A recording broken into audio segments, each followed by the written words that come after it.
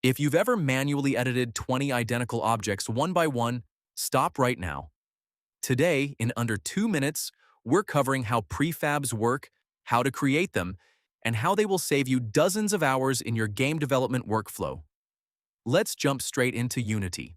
Right-click the hierarchy, spawn a standard cube, and give it a recognizable material.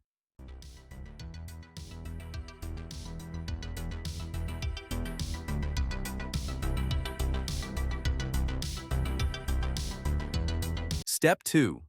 Turn it into a prefab. Drag the cube from your hierarchy straight into your project window. Notice the blue cube icon? That means it's now a reusable template. Step 3. Instantiate copies. Drag the prefab asset into your scene multiple times. These are all linked instances, not standalone objects.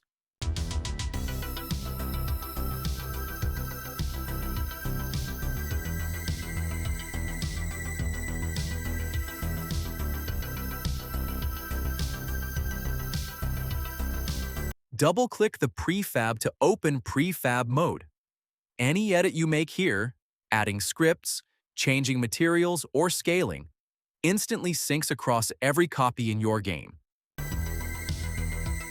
And that is how you harness the power of prefabs. Master this, and you'll keep your scenes clean and your project organized. If this quick tutorial saved you time, hit that like button and subscribe for more bite-sized Unity guides. Drop a comment below if you have any questions, and I'll see you in the next one. Happy deving!